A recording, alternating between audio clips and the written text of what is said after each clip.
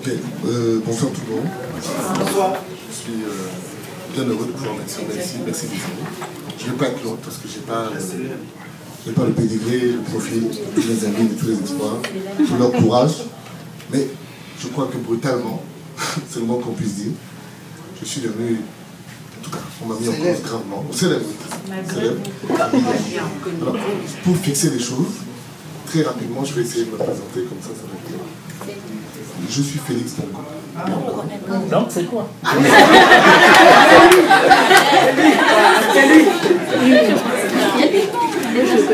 Je suis le fils de M. Bongo Martin.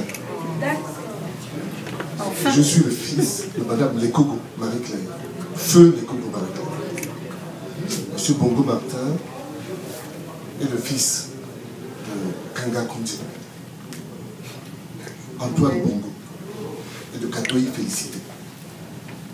Et Mme Marie-Claire Bongo est la fille de Paraga Adélie et de Nanaka Antoinette. Toutes ces personnes que je viens de citer sont des Téké. Je suis donc un Téké de l'Écaille, je suis un Gabonais. Je suis un Téké de l'Écaille. L'Écaille, c'est un endroit dans la savane, sur le plateau Batéké. C'est de là que je suis.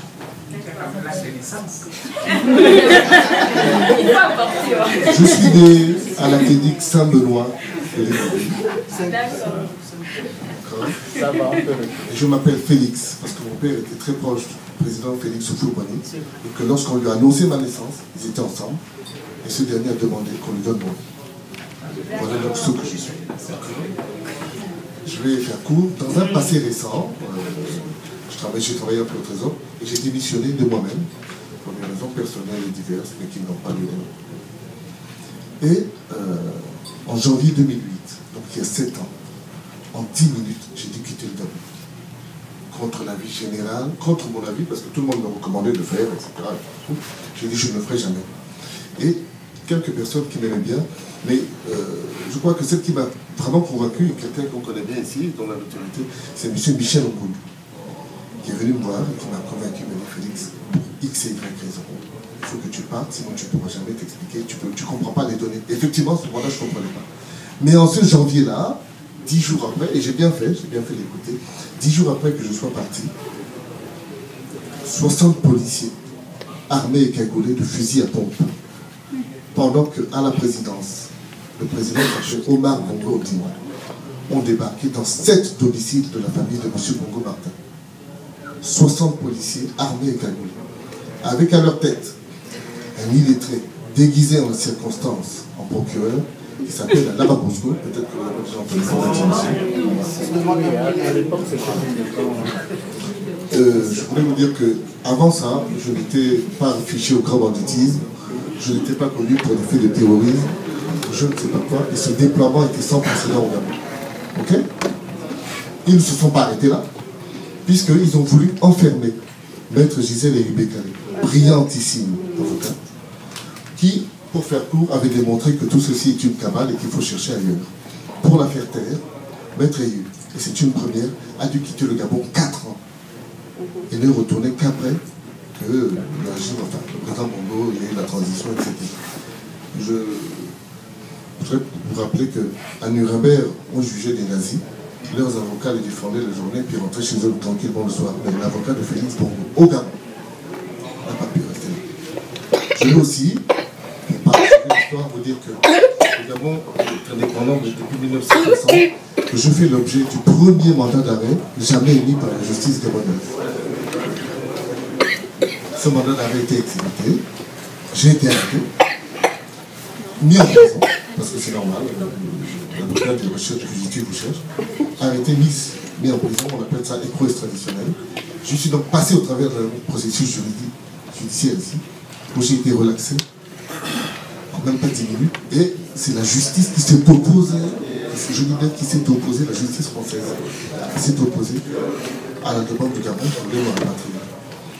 Que, ne suffisant pas, le même illettré a envoyé un de ses adjoints ici, avec 2 gendarmes, espérant me rappeler à Libreville de force. Et ce sont les autorités judiciaires aussi qui m'ont expliqué qu'on n'est pas dans un western ici. D'ailleurs, c'était public, hein, tout ça. Donc ça, c'est pour situer les choses. Je ne vais pas vous tenir longtemps, je veux juste dire je ne vais pas répondre dans l'air, c'est pas tellement ça. Mais je suis sidéré de la gravité des responsabilités que prennent ceux qui le mettent en scène. Je dis bien ceux qui le mettent en scène. Je parle notamment de son monteur, son image, qui a été à plusieurs fois cité dans la vidéo.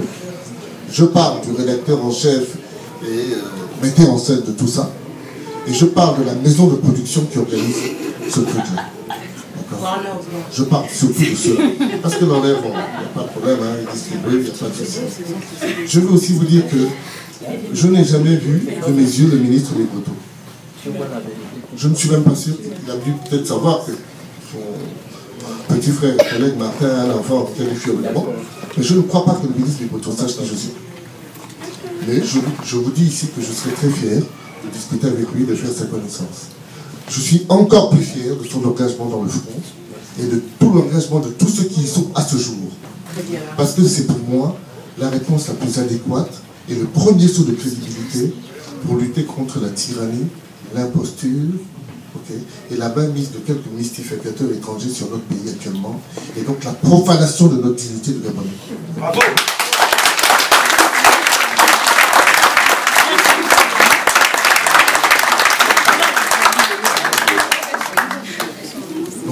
Je suis très très fier de ces personnes-là, de ces aînés-là. Je suis très fier du travail qu'ils font. Notre rôle, je dis bien notre rôle, c'est de l'aider, c'est de les aider d'aller dans ce sens-là. Je crois que Désiré a effleuré les histoires de l'air et ses réelles motivations. Mais j'ai entendu aussi qu'il a prétendu qu'on a essayé de l'assassiner et tout ça. Je vous dis simplement que le metteur en scène, le monteur son, la société de production et l'acteur principal ont été assignés par moi au pénal hier matin. Ont été assignés par moi au pénal hier matin. Comme ça, nous allons répondre. Je pense que, comme disait Désiré, il y a toutes sortes de caméras et les policiers, leur investigation permettront de voir si j'ai vraiment tendu un guet-apens ou si j'ai quelques historiques et compétences dans le domaine. Donc, succinctement, ce que je voulais vous dire et je vous remercie.